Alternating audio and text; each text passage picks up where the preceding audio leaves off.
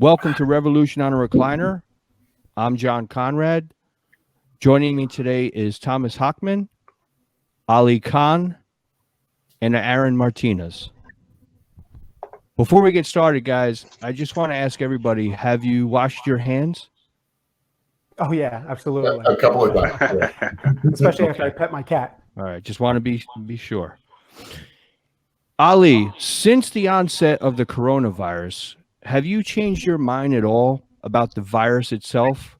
I'm not talking about the reaction from our government or from the people. I'm talking about just the virus, you know, the danger of the virus. Where did you start out, and where are you now? Well, actually, I think probably one of the best things you did right there was kind of separate the actual virus from the reaction, because I think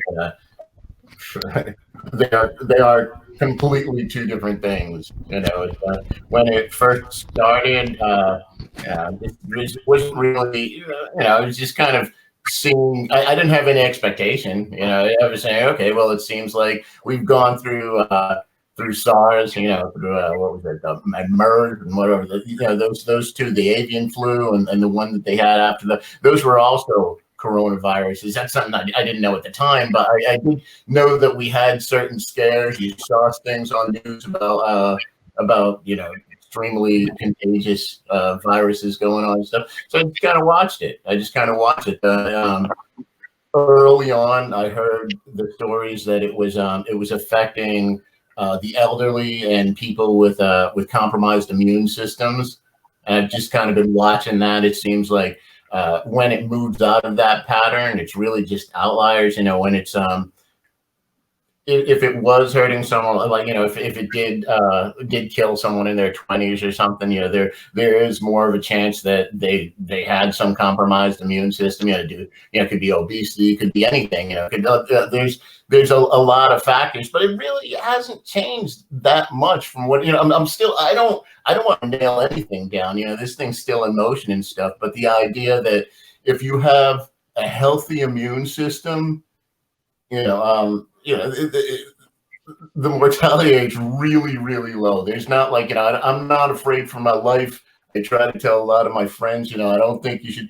A lot of the reaction that's happening, I just kind of want to touch on that, because whenever I'm talking about that to people, it's like you can't really talk about one without the other and stuff. So if you got a good immune system, you really shouldn't be afraid for your life. The reason that we're kind of in all of this right now is we're trying to keep people from carrying it and spreading it. So, you know, so it hasn't really changed that much. I think, you know, I'm just kind of I'm, you know, like I said, I'm not going to don't nail me down to anything, but, you know, if you change it, well, that's probably the best answer then. It's like, I'm just working with what I got now, and what initially I heard still kind of rings true. It's something I still trust. It seems like if you got a good immune system, you know, you really don't have much to worry about other than carrying it and spreading it.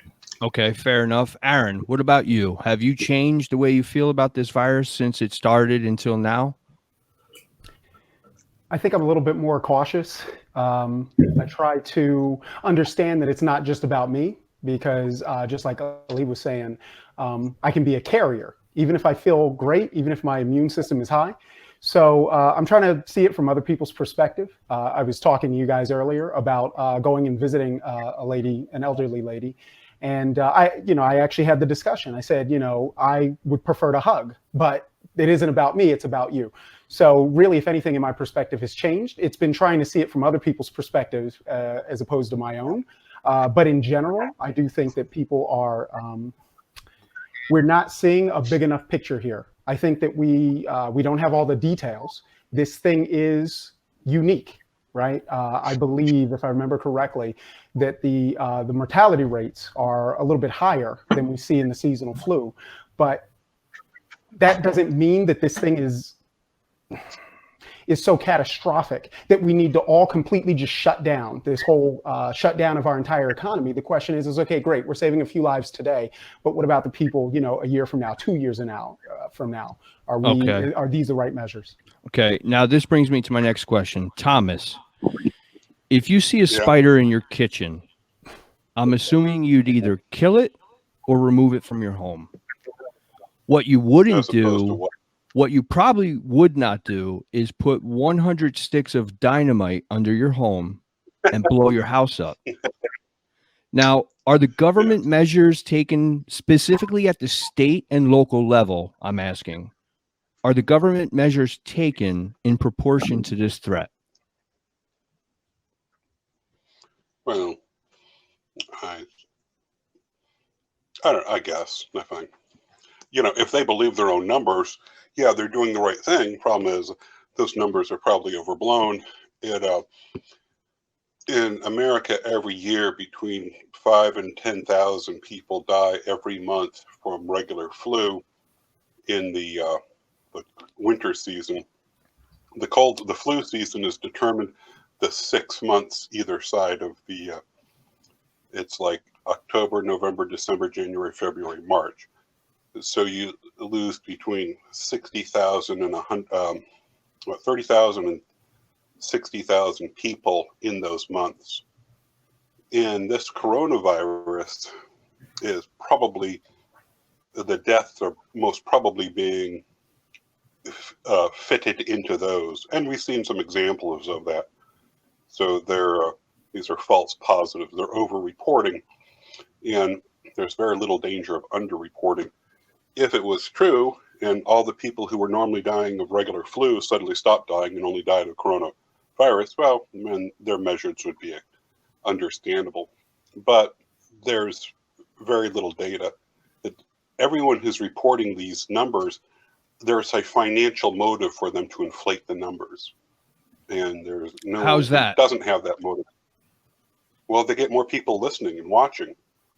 And so they're rewarded by picking everyone who dies of anything other than gunshot as a coronavirus death. And hey, as long as they can push up those numbers, they get more listeners. And it's amazing, the more erratic the numbers are. You'd think, oh, we reported 10,000 dead yesterday. Turns out it was 9,000. You don't have fewer people listening because they're like, well, they're not reliable. You now got more people listening of the people they want. My theory about news, right? What's that? The news isn't being determined by the news anchor. It's not being determined by the management of the station. What's going on the news is determined by that salesman who calls up the car dealer and says, hey, what do you do? I sell cars. What kind of cars? Crappy cars. Who do you sell them to? Idiots.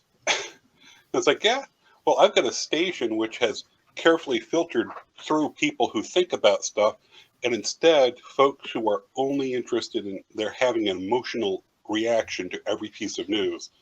We just say Trump is a bad person, or we say Trump is a maligned person, and these people have an emotional reaction.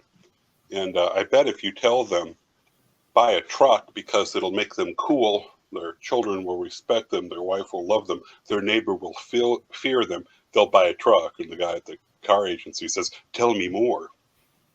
So we don't really get news, information-based news. We get opinion-based news, opiniontainment. So it's hard to make a decision based upon this. And the people in your state, they don't get any good numbers either. All their numbers are lies as well, probably worse. From what I can gather, it's not only the media that's providing false numbers. It's actually the government is as well, on all levels, including in other countries such as Italy. From what I understand, that they declare that someone died of the coronavirus, even if they died of a car accident. But if they had coronavirus at the time, they say that they died of the coronavirus. From what I've read and what I've heard, the death toll could be actually cut by like 88% if they were to actually say the people that died of the coronavirus literally died of symptoms of the coronavirus. Oh, right. I We're think- talking about comorbidities and things like that. Yeah. And they don't want to report that for the, the reason it was just discussed. Yeah. It's entertainment. So as long as I can blame it on the thing that I'm actually trying to impress upon you is the big danger, they have an incentive to leave out the true detail. Is this thing a complicating factor? Is it the primary factor? Like, so you're right. I think there's also competing motivations, because there are some governments, some countries that seem to be they don't want to report their total deaths, like China, for instance. Supposedly the director of the what is it called? The World Health Organization. WHO, that's right. Yeah. So supposedly they're trying to run him out of office, get him out of there, because supposedly he was in cahoots with China for reporting falsely low numbers. But in the U.S., they may, government may, local government, state governments may want to report more deaths if they want more assistance or whatever, from what I can gather. Tom, looks like you're back. Yeah. So you're a civil lawyer in the Orlando area. In your opinion, are the measures taken at the state and local level legal? Do they actually have the authority to shut down what they deem non-essential businesses and arrest people for gathering in groups? Yeah, I don't know that. I haven't seen anything. I've seen no reporting where they I don't look up the day they say they sign an executive order telling people they have to stay inside. They don't have the information. I figured, in a couple of days they'll have that information. They generally don't. It's really hard to find that. In a couple of days, maybe a week after the first order, I might be able to go on the website and see what code they're referring to. So there's a good chance there's nothing legal to this. The governor does have an ability to call out militia, which is everyone in the state of Florida, every adult. But there's nothing about dispersing people, at least in the Constitution. So whether he's been granted some other authority from the legislature, I don't know. From what right here and everything. Okay, so what we're saying is that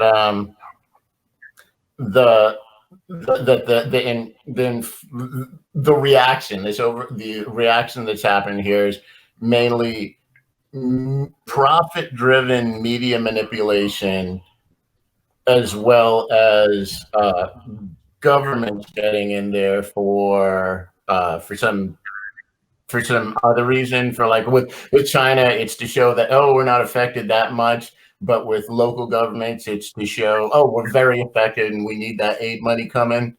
That's what we're saying here. We're saying that it's... Well, I don't, that's some of the stuff that I have read about. So I haven't, kind of like you said earlier, I haven't come to an absolute conclusion on things. I'm just trying to soak in all this stuff as it's happening. But there are a lot of indications that a lot of that could be happening. Yeah. Yeah. Okay. Yeah, I get that. One of the things that I'm seeing, it's like, okay, and I think that there's this has moved a lot of things that are behind the wheels. That there's a lot of mechanisms in motion. That it's kind of like what's that thing? Disaster capitalism. Naomi Klein, she had that thing about like, when disasters happen, there's certain people who are in there looking to kind of take advantage of that and everything. And yeah, I'm sure that there is like a lot of this, they take advantage of when disasters like this happen. But I think kind of the overarching thing, the way I see it is, okay, so we did see these coronaviruses come up. They have been, we have been aware of them. They didn't come out of nowhere. We've seen them for a couple of years. And I think like tracking them, from the first one, I think tracking has always kind of been a priority. I think one of the technologies that we're using now that we didn't have before, I think the established power structures, learning, the guys at the levers, the people who can actually get shit done and everything, they're kind of using big data as a tool now. They're just learning how to use big data, and this is perfect for it because it's not super fatal to the largest majority of people, but it does affect enough people where it's where they can almost justify, hey, look, we're in, it's like, this whole moral thing. You might not be in danger, but you might cause a danger to someone else out there. So this is why this is worth your compliance and everything. So, so here we have something that's not super fatal, but it's enough to kind of test the compliance of large populations. So we've got this tool of big data that hasn't been used before. We have, for the first time, these like global coordinations. This is the first, I remember We Are the World, and they're like, holy shit, all the stations are playing this one song, hey, and it's all these, so yeah, okay, coordinations of like, small, but here we have a global coordination of, of like all these countries and everything. So I mean, it's I don't know if it's good or if it's bad, but it's just like technology. It's kind of outside of morality and everything. So the people in charge are trying. The world. I'm sorry. We Are the World was bad. Nobody who should have gotten money from that got any money. Yeah, oh yeah, the people who shouldn't have money are the ones that got. Yeah. So I think that's a good precedent, a good test case for this. The people who should get the money here aren't going to. The bad people are going to get huge amounts of money. So yeah. This is the We Are the Virus. 2 trillion. Just in our country alone, let's track that 2 trillion and see where exactly. No, but yeah, I mean, how much of that is going to go back into the DNC coffers? We were going to get 15,000 each. Instead, we're getting 1,000, and your other 14,000 is going to campaign contributors. So consistent. You said the DNC, so I try to be pretty, realistic about it. Do you also mean the RNC too? Yeah, I'm sorry. You're correct. You're absolutely right. It's both sides. I mean, it's not like, yeah. But don't get me wrong. I actually agree. I forget which senator it was, or no, it was a congressperson who basically said, I want everybody to show up and I want their vote recorded. There's a lot of pork in that $2 trillion. And I really, really wish that we would be able to actually know who did the yay and who did the nay, because yes, the government caused this problem. So unfortunately, it's up to the government to fix the problem. I don't really think in those terms, but I will say that they have culpability. And I really do wish that there was a lot more oversight into how this money is going to get spent. It's going to go. The government caused this problem? Say again? What did you mean by that? The government caused this problem? So the shutdown, right? Oh, the economic. Right. This is unprecedented, right? So there's no precedent for this, and they had to do something. And everyone's going to argue if this was the right thing to do. But now nobody's going to argue that if the government started it, should they not be doing something to try to mitigate the harm that they caused? I would agree with that, but I would say that this $2 trillion pork bill was not the right way to do it. Okay, so back up just a little bit. Aaron, you're a Trump supporter. The government caused. Did you say something, Thomas? Oh, if the government caused it, we should get the money out of them by firing enough federal employees until we make up the $2 trillion. Yeah, Mitch got a good coke dealer. I think we can get some of that money. So, Aaron, you're a Trump supporter. How do you feel Trump handled this crisis so far? So it's funny. I actually got a call on my work phone while I was working with somebody, and it was Quinnipiac University. And they asked me the exact same question. This was just last Friday, I think. And, again, it's unprecedented, right? We know that there's stockpiles that weren't replenished, but that's not exclusive to Trump. We know that there's a lot of systemic issues. So, for example, looking at 9/11, they did their investigations, and then they said, okay, so-and-so didn't do this, and so-and-so didn't do that. So it's systemic. This is not a uniquely Trump inspired problem, nor is it a uniquely Trump inspired solution. I don't think government should be the solution to everything. How is he doing? I think he's doing an adequate job. I think that, he did what Trump does in the beginning. He, reacted a little bit too quickly. He was trying to keep people positive. He was trying to give people hope. He had to back off of that, just like every politician, just like all of us do. I had an opinion at the beginning of this that has, changed a little bit as I've gotten more information. So I think that he's doing the right thing by listening. he's continuing to do Trump things, which is to be a little bit brash about the way he puts things when he calls it the China virus. I agree that we have the Spanish flu for the same reason. Maybe he needs to back off of some of that a little bit. And I like that his tone has changed and he's starting to become a little bit more realistic and a little bit more somber about the outlook here. I would rather, I was told, I'm ex-military.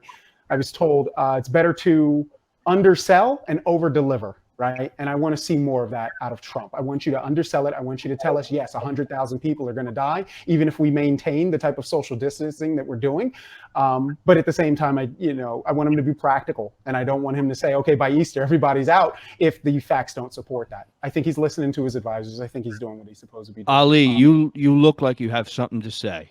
Oh, no, I was just saying, it's funny. It's like saying, oh, yeah, what we need from him is to undersell and over deliver.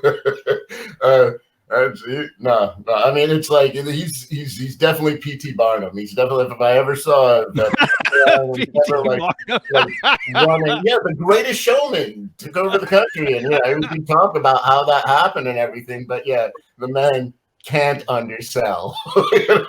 Well, let me ask you this, Aaron. Let me ask you this, okay? What was the whole Chinese virus thing about? I mean, this virus came from China. Okay. I mean, was that really necessary? I mean, I thought it was funny in Trump is insane kind of way, but what was the point of all that? So you got to remember, the world did not just start when coronavirus hit, right? China. So they've been trying to undermine his presidency from even before he took office. So he, just like the Democrats, just like people on the left, are reactive. They've been attacking him. He's been shooting back. He's been doing the same thing. Now, to call it the China virus in the beginning was, I think, appropriate because it wasn't anything racist. Otherwise, the word Chinese food, just like the softball that he got thrown, would be racist. Or even calling it the Spanish flu again, or Ebola, right? These are named after places that they came. I don't think that simply naming it the Chinese virus is racist, but I think what made no sense is it already had a name. Didn't it? I mean, weren't we already calling it something else? Okay, so Trump is from Queens, right? And he's a Queens guy. He says, what's that, Thomas? They should call it the Democrat flu. Just to get him going. That's right. But he says, remember, Trump is, these are elected representatives, right? These are guys who say things that we think, right? We may not say it sometimes, but, that's our representative. When he calls it the China virus or the Wuhan flu, things like that, these are things that this is how people understand it. He's a guy from Queens. He talks like people talk, and he's not about being PC. That's the greatest thing about his presidency. So I don't think he did it to initially to rile people up, but when he recognized that it riled people up, that was just that tug and pull, that dynamic that has been around since he was first elected. Yeah, once you point something out, he just goes all in. Yeah, he does not back down. If you remember, global warming was also a Chinese hoax. Say it again. Remember global warming, a hoax by China. Oh, is that what he said? Manipulating. That's part of the whole other manipulating. Ali, you got to work on that. It's China. Hey, I'm not. Okay, you got to work on that. You're almost there. Impression there, but hey, just remember it was. And I'll say this, because back then, when he was talking about the climate thing, he was saying that was a hoax from China. This is a hoax from China, and it's really kind of goes back to just the election way back when I remember people were talking, they were justifying saying, we really need a businessman in there because a businessman knows what. And I'd always look. First of all, I was like, okay, maybe you don't understand. And I'm going to drop the F-bomb. Maybe you don't really know a solid definition of fascism. If you're saying, businessman, he's the guy who can run a country. And the second thing is, countries are run by statesmen. They're not run by businessmen for a very particular reason. I mean, the whole thing, he's a businessman, so he thinks like a businessman. Nobody can blame him for thinking like a businessman. China's always been the kind of like the big what's they call? I'm sorry, I'm losing my words here. It's like when you've got a business here, somebody else got a business there, they got competition. Sorry. So yeah, China's always been a big competitor and everything. Yeah. I remember, what was it, the CEO of Alibaba getting out there saying, you people think that your foreigners are stealing your jobs. No, and he's trying to tell people foreigners aren't stealing your jobs. You're being sold out by the companies. The company's got a cheaper thing over here, so nobody's stealing your jobs. Your boss sold you out so he can do it cheaper there, and he was the one that was saying this. So that's kind of undermining a lot of the stuff that we're doing here and stuff. So China's always kind of been like a thorn in the side there. So I think a businessman, especially if you're doing like international business, and these guys are the ones that they're kind of like your competition. Look at Africa. It's like, as far as any investment there and stuff, China runs that stuff. And there's a lot of stuff we can use there. But we're not in there, and Europe's not in there the way we used to be in there, but not like how China is in there now and stuff. So I think he's kind of got a built-in motive to like throw as much shit at these guys as possible, because hey, it's just business, So go ahead. I think I take exception to this idea that it's always needs to be statesmen who are our representatives, because George Washington wasn't a statesman; he was a general of an army, right? And we had some good on ice. Ex-military. Yeah, absolutely. Same here, Air Force. Yes, exactly. But the thing is again, they're called representatives. The idea of representatives to me is they represent the people. We want people who are best qualified. I always say that, right? Because I would say, being a woman doesn't qualify you to be president. Being black doesn't qualify you to be president. What qualifies you to be president is the ability to do that job, right? Whether you're General Washington, whether you were Ronald Reagan, who we know was an actor previous to that, right? And he almost swept. The only state that he didn't win was who was running against him in the second term. Was it Dukakis or something like that, right? So, I think what should qualify someone to be president is the ability to do the job, not the credentials that you bring to the table. So I kind of bristle at the idea that you must fit this composite that certain people have of what looks like professional. Personally, I think Obama was a terrible president, despite the fact that he had great presentation. He spoke very well. I disagree with most of his policies. I hope that Obamacare goes away. I hope that whole thing is gone. I hope that we get to sell insurance across state lines and things like that. I don't care about who you were. I care about who you are. Wasn't it Thomas Jefferson that said something like he'd prefer a peanut farmer run the country as opposed to professors or something along those lines? Absolutely. I'm a person who believes that you need to, that government is actually, it starts at the community. I took a class one time at Rutgers, and they were talking about the little commonwealth. And this was this little legal system that exists in the house. I listen to Dan Bongino a lot, or at least I used to. And he talked about this system. He said, I'm a socialist at home, right? My children don't necessarily put in what they take out, or I'm a communist at home. I can't remember how the dynamic goes, but essentially the system changes the further you get out. I would rather somebody be dealing with my government system who's closer to me, who knows my different needs and stuff. And then as the chain breaks out, maybe I do want somebody who's more business minded at the top of that, who's able to look at the bigger picture rather than say, okay, Aaron needs, a sack of corn for today or something. I want them to be more strategic sometimes. So I don't think that we can just put this all into one big ball and say, this is the correct composite.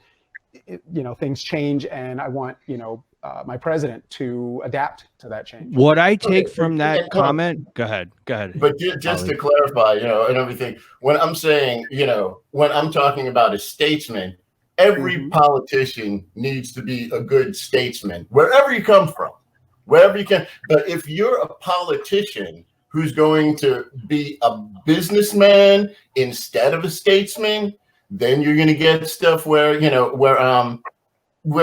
it's profit driven. It's just profit driven, and it's all. And for a libertarian, that might be good. Might be okay. Or maybe somebody would like something else to happen. But I'm saying it's just like a good.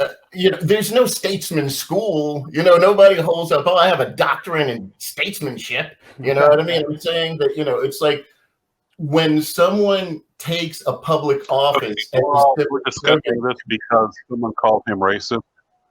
So this whole discussion is because we're discussing this now because somebody called Trump racist, right? Because he said the Chinese flu. Is it? I don't think you need to convince anyone here that we don't need to. The discussion doesn't need to be about whether or not Trump is racist. This is an interesting thing that we have all become progressives.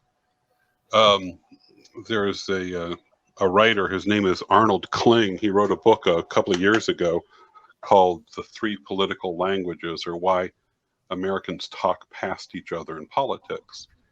And he said there's three groups. And we have basically all become the first group he describes, progressives.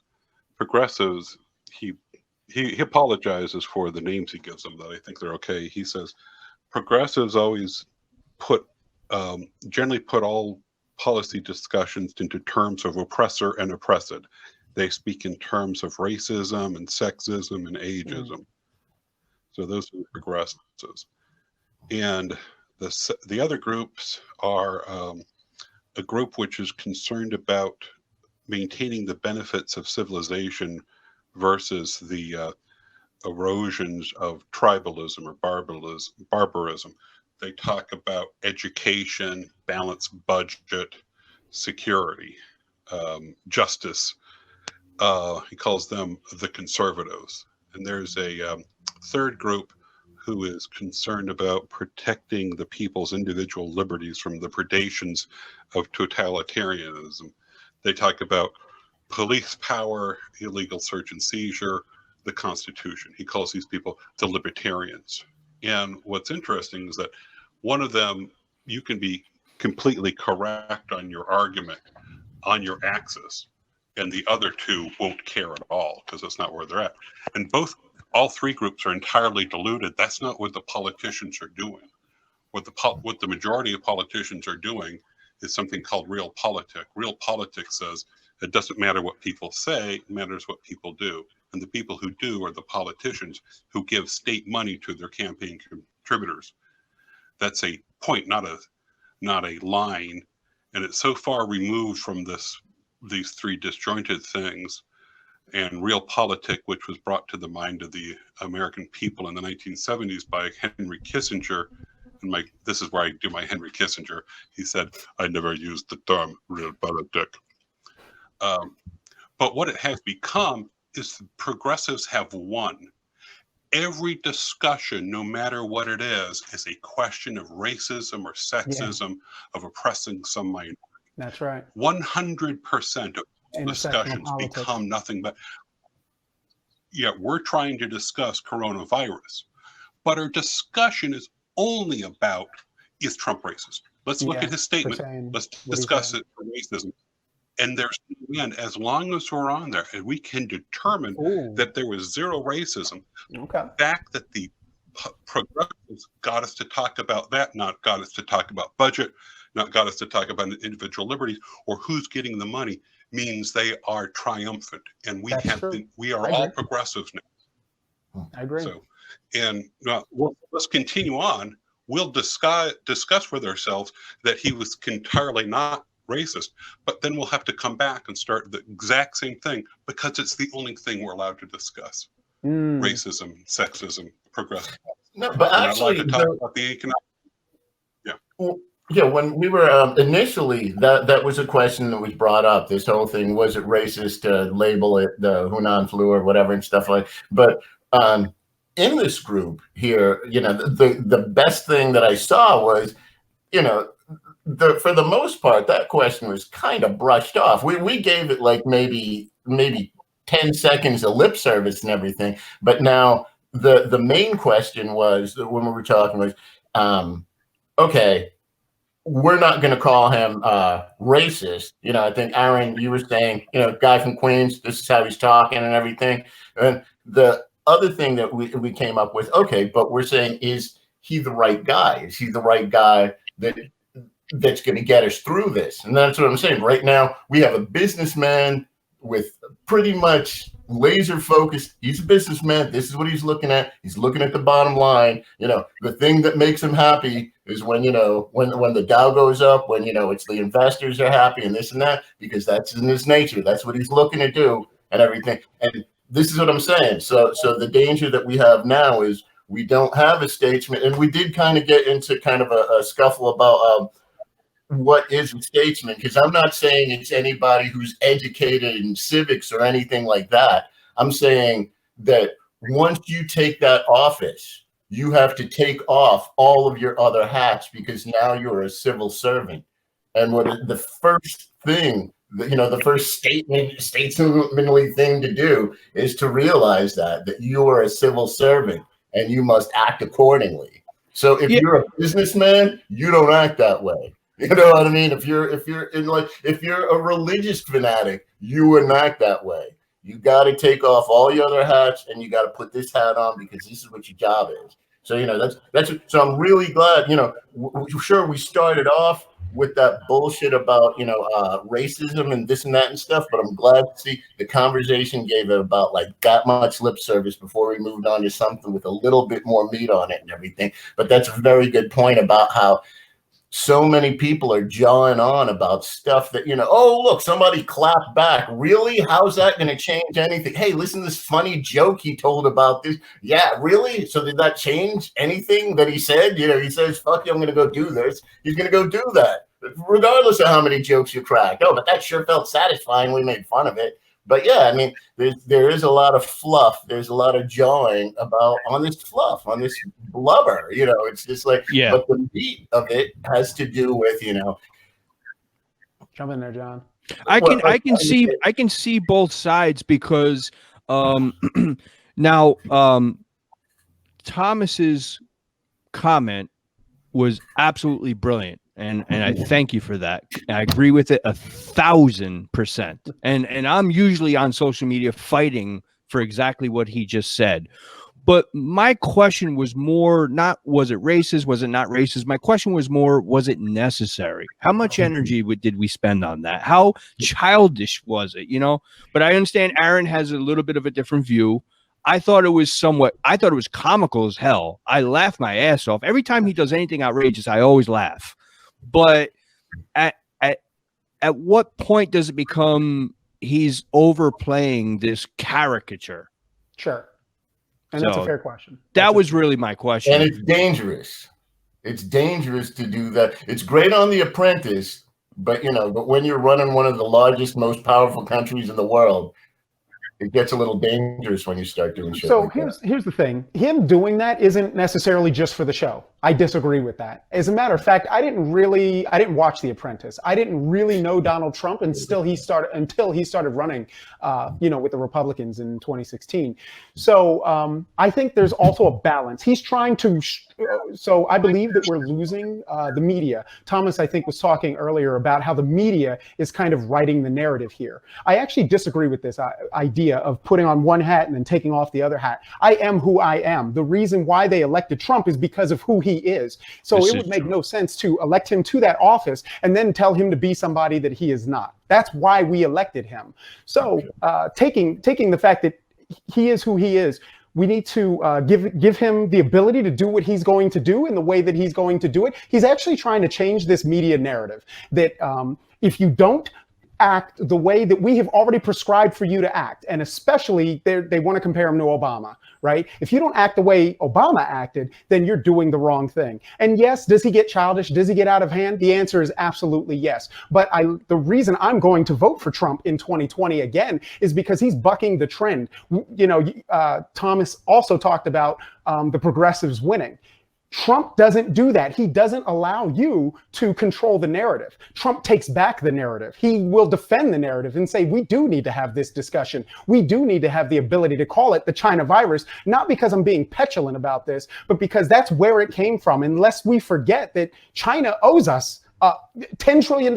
I would say they owe us all of this money. If they had reported these numbers correctly at the beginning, we could have saved, I've heard, 95% of the casualties that we've seen. So I don't think that he's so one-dimensional and being childish by calling it the China virus. He's actually continuing this narrative that people like me voted for, to say, no, establishment media, this is not how we're going to do this. We're going to do business a little bit different now. Okay, That's so why. you said That's why he's we love him, right? defending the true narrative, is what you're Say saying. Because I think he's defending a narrative, but I wouldn't call Like it. we all are. There's All right. nothing about that. All of us here right now have a narrative. Okay. Yeah.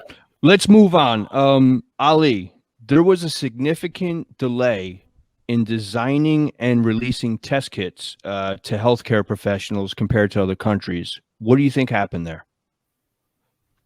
From what I understand, it's just the idea that the WHO, they offered a bunch of kits to, and a bunch of countries took it. We didn't take it, and it was really. We said we were looking for the private industry to kind of provide something for us, to provide the solution. And the thing that held it up was that we said we were going stateside. We're going to make the kits ourselves. We're going to develop things. And that was, from my understanding. So you think it was profit driven?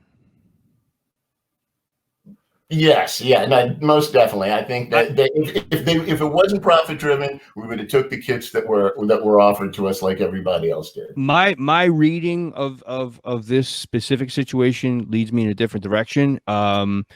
So from what I understand, we never take test kits from other countries. This is not the first time. We just don't do that. Okay. China didn't do that either. China designed their own test kit.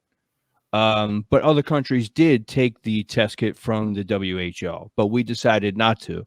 From what I understand, what slowed down the process was more the fact that the FDA would only allow their approved facilities to create these test kits. If anyone else tried to create it, they wouldn't even look at it.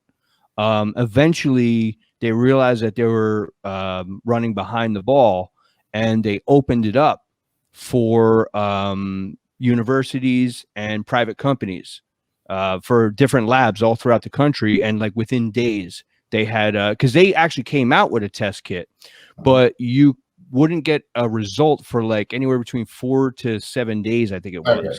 Yeah. And then they almost immediately after they opened it up to the general, to businesses and to, universities and whoever else, then they had one that was much more effective only days later. So I think it was like the next, like 2 or 3 days later, they had a viable test kit. So I think that just goes to show you, in my opinion, okay, in this crazy libertarian's opinion, if and they actually said, somebody in the administration, I don't know if it was Trump himself or somebody else, I don't remember, but I remember hearing somebody saying we lifted the regulation in order to save lives. But I thought regulations save lives. And if lifting the regulation saves lives, why does the regulation even exist? Well, in different times, right? There's always, for each scenario, that's why the 10 Commandments don't work. You know what I mean? You can't make some hard, fast rules that's going to be the same. Oh, Aaron's going to have something to say about that. Because there's situations, there's different scenarios with each one there and stuff. So it's just like, okay, so yeah, there's a good reason the FDA has to approve a lot of the stuff that's through that comes through it and everything. Yeah, well, I'm sure there is and stuff. But from what your synopsis, what you just said there, so you're saying we decided to go with a market-driven solution, and it, and they delivered. But they also opened it up to like university labs and stuff like that. It wasn't only, but they just opened it up in general. Your question was what caused the delay? Yeah. And it was because we first went with a market-driven solution, right? So I agree that, government is there to provide regulations, but then it's that balance, right? How much regulation versus not the regulation. So I don't think it's black and white. I don't think it should always be, okay, either the government regulates it or they do not. There needs to be an extent of regulation. I believe in the free market. Does there need to be relation? Are you sure? You start off with the premise, there needs to be regulation. Let's discuss how much. Okay, I like it. You're not examining, does there need to be regulation? It seems like you've accepted the premise without discussion. And when you start off with, there needs to be regulation, of course, and then, well, you're taking it as proof just by stating it. I'm not so sure that there does need to be regulation. Okay, so it's my understanding that the Constitution, right, is a document of limited rights. It tells you what the government can do. To me, that's a regulation. It says what the government can't do. Say again? It says what the government may not do. Congress may make no law. Congress may not do this. Congress may not do that. It doesn't say what your rights are. It says what the government can't do. These are it says you have all the rights that aren't, you have rights, and if someone takes away your rights, you can sue them for it. And it says specifically Congress can't do things. Okay, it doesn't grant you rights. We're born with rights. I think it's enumerated rights. These are the things that you can do, ergo, you can't do anything outside of what you can do. I'm not really trying to get stuck in the semantics of can do versus can't do. Rather, okay, let's get back to we got to have regulations, of course. That's not true. I disagree with that. If okay, you look would at the you say basis, that the Constitution regulates what the government can do? We're going to say federal government. I'm not talking about state government yet. It doesn't limit. It doesn't regulate what people can do. It regulates what the government I'm not saying may not people. do. I'm talking about the federal government here. Would you say? Yeah, but you're not agree? talking about a regulation on government. All these regulations you're talking about, the FDA, those are all regulations preventing people from doing things. And I we get can that. prevent people from doing bad things. And this idea that we have to have regulation is false, I believe, and it comes from a misunderstanding of history. Okay, so the right to bear arms, for example, I believe that that there shouldn't be regulations on the right to bear arms, but I believe it's actually incumbent on the government to protect that right. Therefore, they have to regulate John's ability to come and confiscate my guns unduly, right? Whether he's a cop, whether he's another citizen or something like that. So here is something that is prescribed by the Constitution that says that, first of all, that government should not, and I believe that we've gotten away from this, but that the federal government, should not infringe on my right to bear arms. But that with it comes also their requirement of regulating John. John, do not go and steal his gun. Do not go and get away. Do not go and prevent him from being. There's already a protection against that, though. John is already protected. John had already protected from you. That already existed before the Constitution was written. You didn't need the Constitution for John to be protected. John already had protection. It was very strong. If someone came and got his gun, he would sue them. And that court, which operates outside of the Constitution, would say, that other guy, you got to give him his gun back and money for his trouble. So you don't need the Constitution to protect his right to a gun. But if we could get this right back directly to the FDA, we say, of course, we have to have regulation. Not true. We already had perfect protection from drug companies or drugs that are gone bad. That's a court system. We did not need the FDA to prevent all. And when you look at regulation, it is generally not protecting the public. That's what they say. But what they do is prevent competition. Okay. I actually think I agree with what Thomas is saying. I do what I think I accuse other people of doing, which is starting in the middle of the story. Sometimes I don't understand what came before, so I just assume, okay, we have regulation, so let me say, yes, the government should regulate, but not too much, and then defend that. But I actually concede to what John is saying here. I do agree that those powers weren't granted in the beginning, and that's actually the point that I was trying to get to. I did start in the middle of the story, but I'm actually more with what Thomas is saying, where if the government was not told to regulate something, then they are not regulators. And I do agree that there was a court system that was designed to be able to protect. It may not happen as quickly. That's the problem, right? We've given away our freedom in the name of expediency. We want some government agency to step in right now and make you do what I think you're supposed to do. Yeah, we don't. I disagree with that. The people don't want that. The corporation wants that. No. So, okay, that's fair. But I think that people actually the corporation are the reason why we've given away the these requirement. rights. But, okay. We have to say, oh, the FDA is holding down these poor corporations. We want to breathe free. That's not true. The FDA is doing what the corporations want. I don't. Those regulations are not written by some guy who went to college and got a degree in political science. Sure. And then gets appointed. Who they are elected the all written by someone who works became the at advocate Pfizer. for that entity, for that corporation? It was us. All FDA regulations are started in Pfizer or their competitor. What is that? Okay, and I Bayer? agree with that. But again, how did somebody get into position to be able to empower that corporation to do that, right? To write these laws that I agree with you aren't even constitutional. I think John? the ultimate point here is, and I definitely don't want to speak for Thomas. I can't speak for Thomas. Okay, I don't have 1/10 of his brain cells. But if I could try to take from his comment, what I think is the most important is, we do need to check our premises, like Ayn Rand used to say. So you started off with, well, we need regulations, but you already skipped a very big step. Do we need regulations? Now, I'm not saying that we should never have any regulations. That's not my point. But the point is, we too quickly assume that, number one, we need them, and that the ones that are in place actually do more good than harm. Right. I agree. Thomas, what's going to happen to the economy?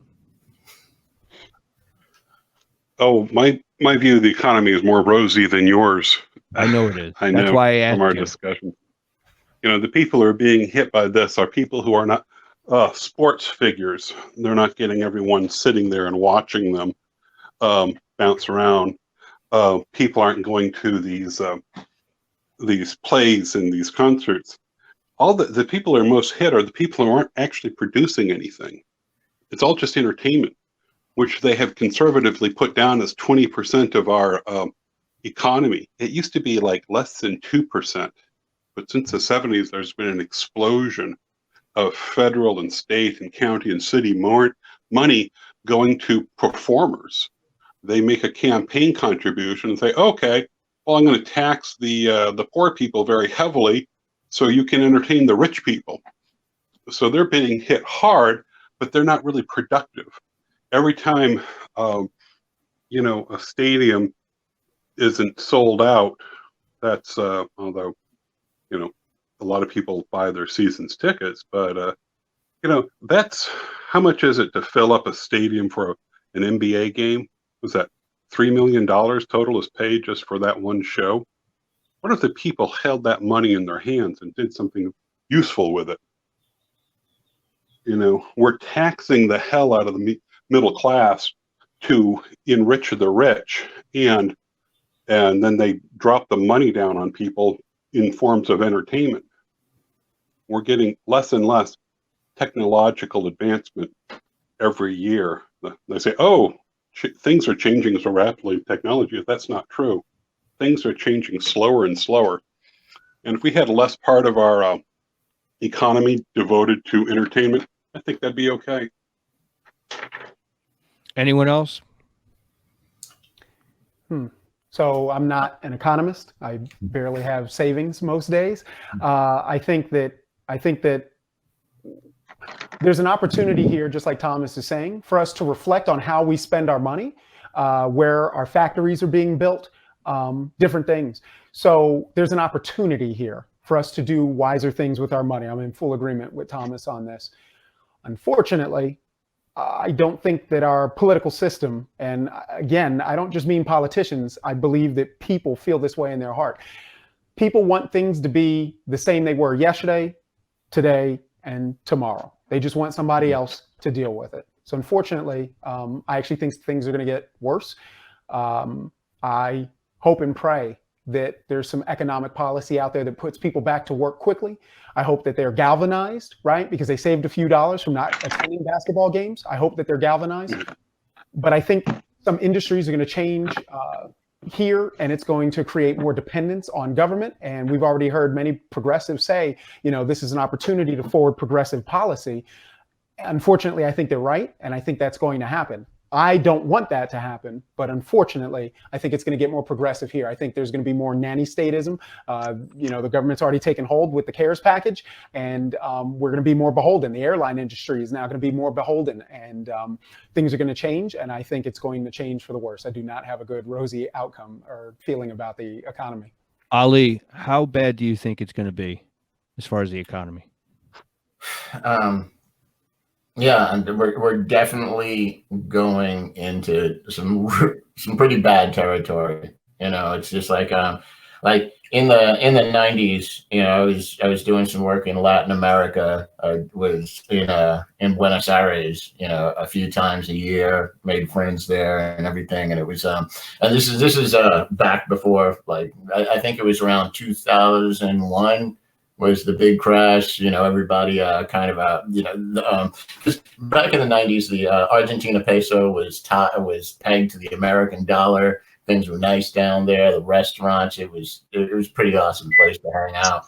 But after everything happened, I guess the U.S. recovered. I think this was around 9/11 or something. I can't remember exactly when it happened, but their economy tanked and it never recovered. It was, but the weird thing, first of all, it was strange just to see how, like, you try to call friends and a lot of numbers are disconnected, but you kind of watch people, and you saw like how people were digging through garbage and they were like looking for recycling, and it's just like, and they, and starting businesses just going through just garbage, just trying to make something, and just looking at how they came back. They didn't ever come back there. I haven't been there. Do you see any of that happening here? Sorry. I do. I think that, I really think that we're industrious. I have a complete faith that, I think we're going to see a bigger black market. We're going to see like a lot of things that, that we might have seen in other countries, kind of here. Civil unrest, maybe. Huh? Some civil unrest, maybe. See, I don't even. It's possible, you know what I mean. It's if it's. Do you know that New York City, they're already boarding up stores? Hey, let me tell you, it's in preparation of looting. They're already boarding up stores.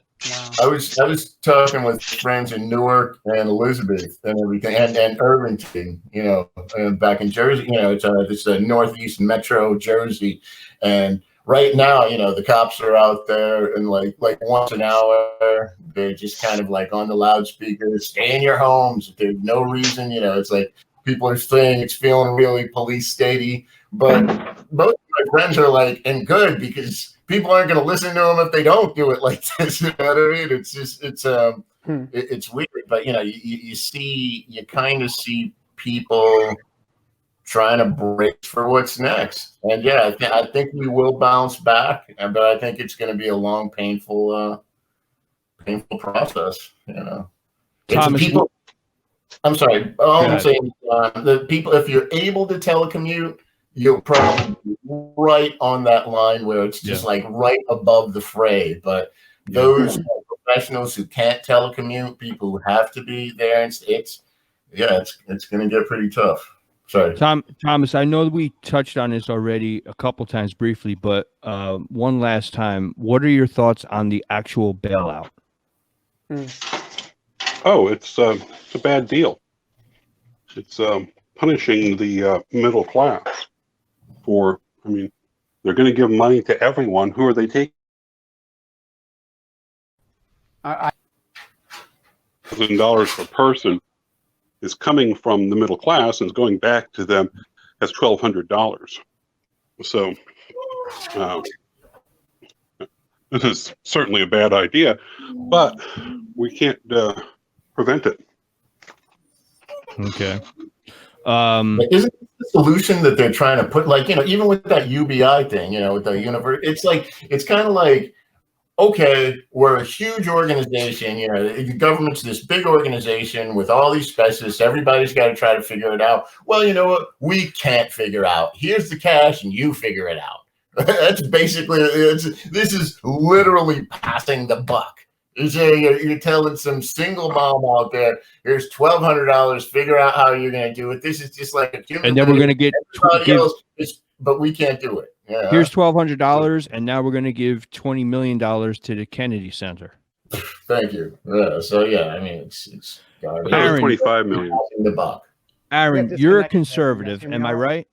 Aaron, you're a conservative. Is that right? Yes. Can you guys hear me okay? I got disconnected. Yeah, I can hear you. Cool. Was this bailout a conservative thing to do? in a sense of accepting responsibility, going back to where I said, I believe the government effectively caused this problem. So was it conservative? It was accepting responsibility. I wish that they would not have added so much other things. I think you guys were mentioning the JFK Center and these other pork products. But they were trying to get this thing done quickly. The majority of the money is this pork. We're getting 11 or 15% of it total. Correct. The 85 or 89 or 85% of it is going to campaign contributors. Right. To answer the question, is it conservative? At the very least, at the beginning, Schumer was saying, we looked at this and this looks nonpartisan. Let's go. That answer means that it wasn't conservative. If at first, when they looked at it, they said, this is our approval. Then when it got to the House and they shut it down, right? So that because it wasn't, I believe, progressive enough. I think that should answer that question. Is it conservative? The answer was no. Even Mitch McConnell. Mitch McConnell was saying, listen, just swallow hard, swallow hard. So the answer is no. And then it got worse once it went to the House. All right, real quick, starting with Thomas, and let's try and do this rapid fire style if we can. What long-term good and what long-term bad will come of this entire situation in the end? Long-term good, more people are going to homeschool their kids when they find out how much easier it was. Long-term bad, devaluing the dollar further and more deficit spending, more power for the campaign contributors. That's bad. Ali? Good. People are being shooken out of their normal. It's whatever they take out for granted. As far as, this is how it is, and this is how it's always going to be. At least now people are aware that that's a false premise. Yeah, and bad. People are being taken out of their normal, and now they're getting thrown into realizing that, hey, well, things don't have to always be the way it is. Let's go tinker around and see what it's good and bad, because people are going to get involved. People are going to be trying new things, so I can't really say it's going to be good or bad. People are going to realize it doesn't always have to be the same way. It's like everybody got pretty much a shock to their system that people are saying it's like a movie, right? They're like, oh, wait a minute, this doesn't happen in real life. Well, it can, and what you think is stable isn't really stable. So I think so I can't really say it's a good thing or a bad thing, but people are shaken out of what they think, or what they think is what normal is, and taking normal for granted. So no. Aaron? Long-term bad, I kind of alluded to it before, is nanny statism and people saying that the government has to do everything. People are going to start pining again for, nationalized control of healthcare and things like that. And my response to that would be, then why is it that Italy is overwhelmed? Why are these countries that have fully embraced nationalized healthcare are having the exact same problem? So that's the long-term bad, is pining. First of all, the control has already been put into this bill. The seeds have already been planted.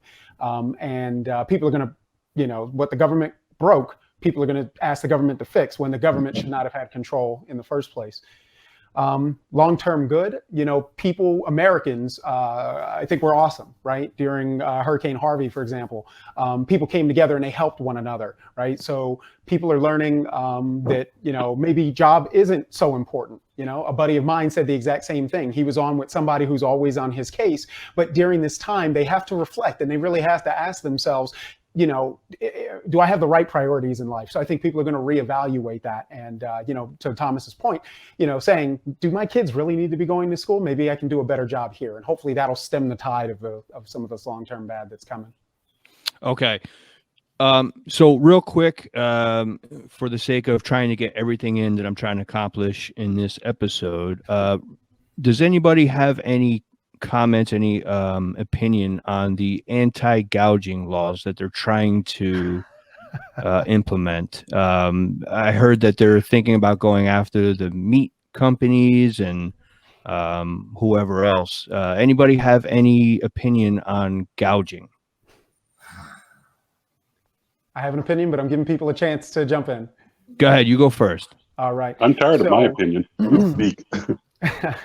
So personally, it goes back to what Thomas said, and I'm going to do this because I like to incorporate these other ideas. I don't want to people to think I've just got it all right in my head. Thomas said, should the government really be regulating these things? And I think the answer is no. I think that the market works itself out. So I think we've done it the wrong way. Even where regulation has been applied, that we need to regulate people's consumption as much as we need to regulate. Okay, let me rephrase this. If we're going to regulate people's consumption, we also need to regulate what's being sold to them if we're going to accept this type of regulation. I really think that we shouldn't have these laws. I think we should let people figure it out. People are better at doing this. The market is better at doing this. Thomas? Agreed. This is a homework problem from all of you. Talk with your favorite leftist about anti-gouging laws and listen to them. And you'll see then when you come to them with reason, it's meaningless because they're not basing it on reason. They're basing it on sympathy, emotion. That's correct. And they don't understand that. So I've heard two basic things. They want anti-gouging so that poor people who can't afford to buy toilet paper can still get toilet paper. Right. And otherwise, so that's one, sympathy for the poor. Two is otherwise the rich will be charging $70 per roll of toilet paper. Mm. And when you try to discuss that those, the sympathy, we want poor people to be able to buy toilet paper for the same price. Well, the end result is no one can buy it. That's right. And for the rich guy who's selling it for $70 a roll, it's like, that's what they're offering for. They're not getting that money for it. They're getting $2 per roll. Okay. But they're not there. They can't. I haven't been able to get them past emotion into reality. Correct. All I can get is them to start discussing what a bad person I am. You are. Exactly. Yeah. So that's your homework. Try to open up and peel open a leftist and see what are their reasonings. Now, for the the person who says, well, they'll charge too much money, we have a path there and say, well, this is a place where anti-gouging didn't exist and everyone got what they needed.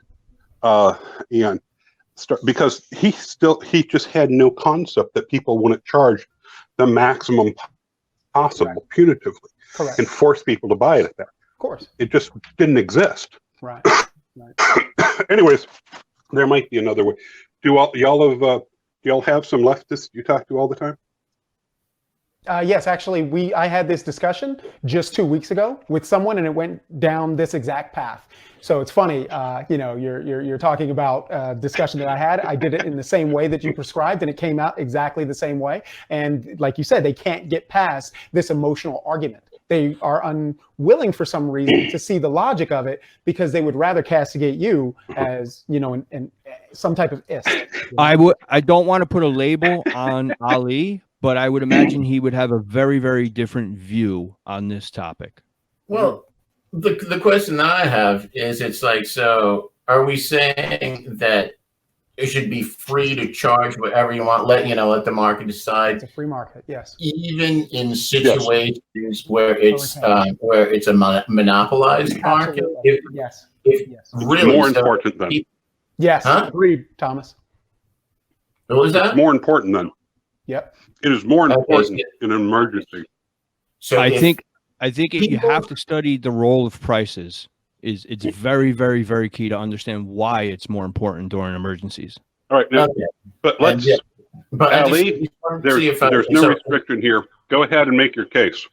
No, I just want to see if I understand correctly. So you guys are saying that it's okay to charge not just what the market would bear, but whatever the fuck you want to charge, regardless if you're Yep. even the only game in town. So if no Mm-hmm. one had access, It's actually to the- important to do that, I would argue, for reasons that if you study the role of prices, I think it would become more clear. Now, understand it's the same reason that forget money, forget products, forget anything that has to do with what we consider economics. I think the best example of what economics really is, and it can pertain to this gouging situation that we're discussing, is Thomas Sowell in his book Basic Economics gave the best example I think I've ever heard, is when a medic shows up on a war zone and there's a whole bunch of people that are wounded. You're going to have people that are wounded differently and people who are at different levels of being wounded. Some people are basically going to die no matter what you do for them. And there's certain people that may have just a fractured bone or two. And there's some people in the middle. Yes. So the best example I've ever heard of what economics really is the decision that doctor or that medic has to make on the spot. Who do I treat first? What treatment do I provide to them? And who do I say, okay, I'm sorry, but we can't help you because we need to help this person or that person. That's economics. And if you study the role of prices, I think it'll help you understand why it's so utterly important to have prices play the role that they do in times of emergency. That's my opinion. 100%. Ali? Okay, real quick. Last political question, and for the sake of time, we got to run through it real quick, and then we're going to go into the question grab bag. 2 minutes. All right. So, Ali, one of Trump's first precautions was to restrict travel from China. It got some pushback from the usual suspects, cries of racism, yada, yada, yada. But it didn't last very long because pretty soon after, basically every day, more and more experts and talking heads of different varieties actually came out and started praising the action as a pivotal reason in a major factor in slowing down the spread of the virus early on. So with this in mind, and with all the social distancing that's going on right now in order to prevent the spread of the virus locally, I can't help but think, I think Thomas just got hit by a car. I can't help but think, is immigration and, immigration control, border patrol, in a sense, is it not simply just another form of social distancing in order to prevent the overwhelming of our systems and to flatten the curve of immigration's effect on our health, our system, our culture, and our way of life? Or is there no actual danger of an overload, and this is not a real and rational fear? Oh, no. I mean, it's just like your answers in your question right there. As far as there's a very rational reason why we have an immigration policy in the first place. It's Okay. it's needed. It's just, but again, it's like in different scenarios. This is one of those things where it would be great if there was just an objective rule, but it doesn't. The best we could say is, as citizens of this country, it's in all of our interest to make sure that the system keeps working well. Okay. And again, with your idea of economies, economy has everything to do with how resources are managed. And if we have too many, and I don't like calling people resources, but if we look at people as resources and everything, that if you're in this light, that you can't overrun the system with people. You're going to need to work with what you have. And mind you, I was a strong open borders advocate for many years. Okay. It's only recently that I'm willing to actually listen to the other side of the argument. So, Aaron, what are your thoughts on that? quickly, please. So it's funny. The first thing they told us to do was stay inside your house, right? They're immediately establishing borders. They're immediately saying that borders are completely necessary to protect. And just like Ali just said, is it worth protecting? Do we have, we got to control resources in order to, have this little, this thing that we call America. We need these borders. We need them. We need them at your front door. You need them. You need certain protections if we're trying to preserve this lifestyle here. Otherwise, there is no lifestyle. Otherwise, there's nothing to fight for. We need more. Thomas. Yeah, it's a good example of us being back to being progressives.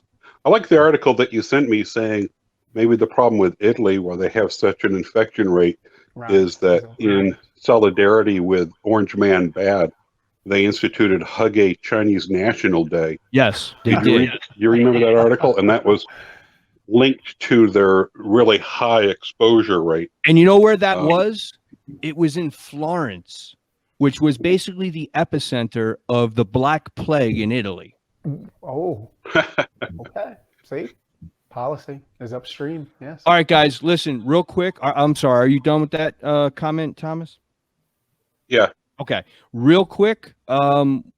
It's time for the question grab bag, and enough of the BS with all the easy, light questions that I've been hitting you with. Now we're going to get into the real heavy duty shit. Okay. So, but I want you, but this has to be rapid fire style. Okay. So, starting with Thomas, are we alone in the universe?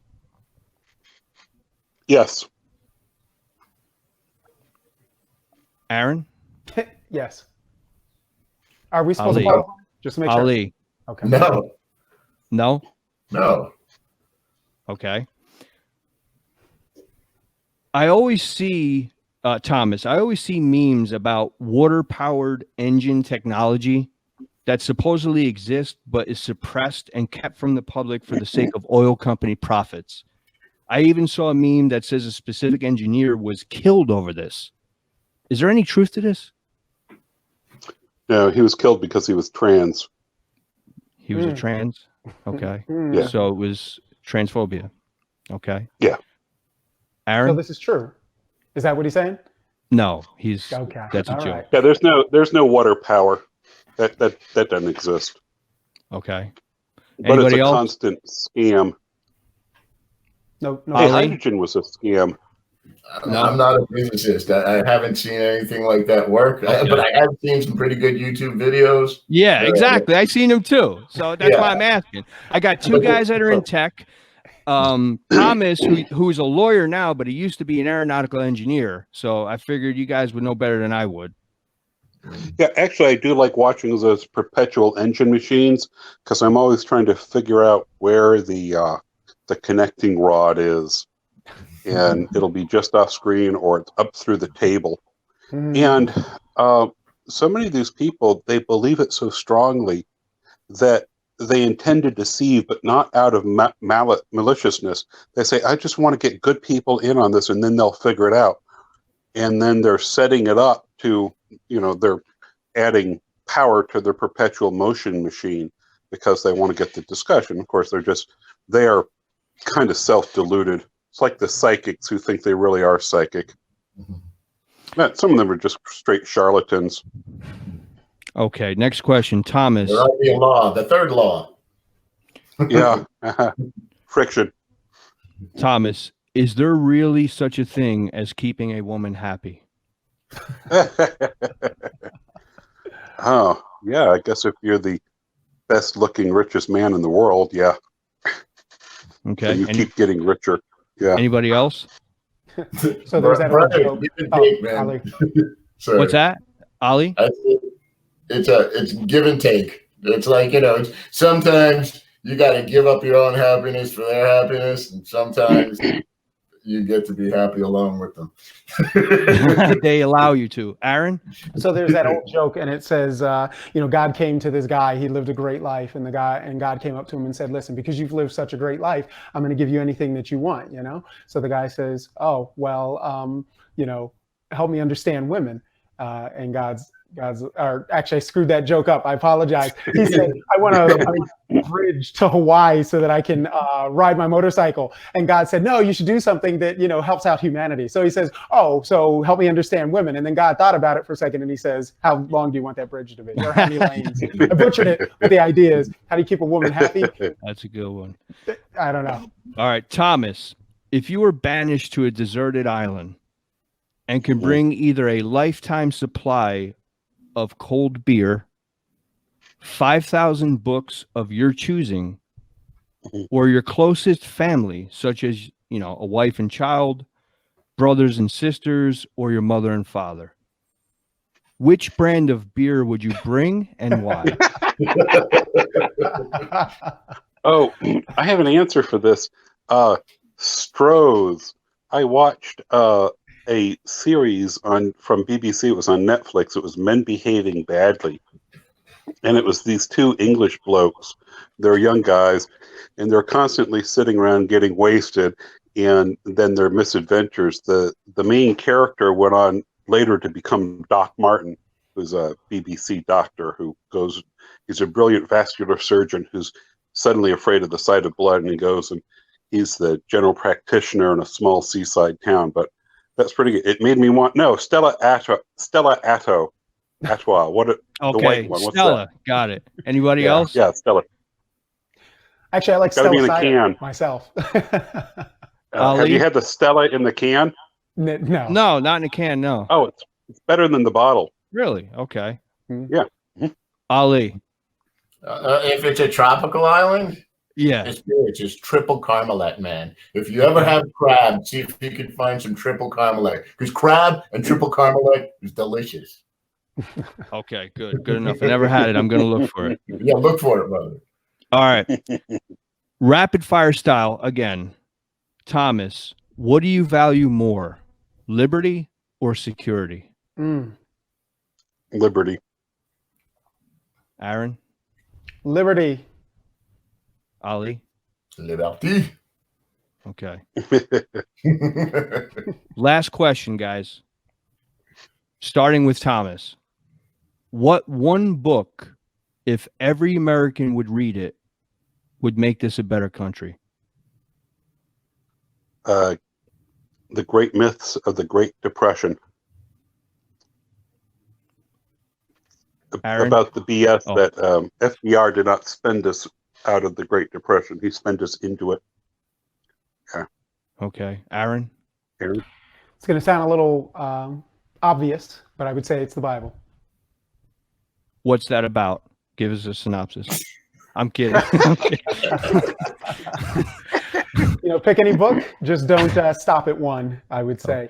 Okay. But the Bible, and not as a narrative, not as a story. Which book of the Bible? So there's I think there's 52 books in the Bible, or there's 52 chapters in the Book of Job. I can't recall. But if I had to cards grab or in a deck. Say that again. Yeah. Which one? Genesis. Genesis. Exodus? No. Actually, I would suggest that people read the Gospel of John. Right. Start there and understand what is the rest of the Bible about. It's not just explained in the Book of John, but I think it'll grab your heart. It'll grab your heart if you're reading it, not as a narrative, but as an understanding of the appeal of the Gospels. Ali? The unauthorized history of the United States. No, I was just saying that fuck with you guys. No, really, actually, it's the 7 Habits of Highly Effective People is something that's, I personally, it's just something that I read, and if they can read it a couple of times and just like kind of try to apply it to anyone, you just read it and apply it to your life. I think it only does good, really. Okay, I haven't read Which that. one of those habits do you find the hardest to adhere to?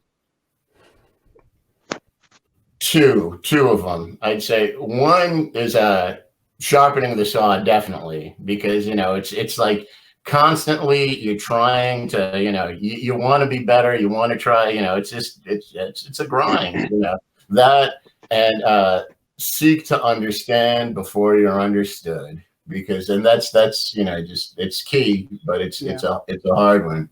Yeah. Nice. That's why I wanted to supply Ali with more questions about anti-gouging to understand the leftists and their belief in anti-gouging. Well, we'll And, have to save it for the next episode, Thomas, because we got to wrap this up, unfortunately. Hey, but it was a Tom, real pleasure meeting you two guys. Thomas, Definitely. really. Thomas, before we go, where can people find you or follow you? Hockmanlaw.com or Thomas Hockman on my Facebook, I guess.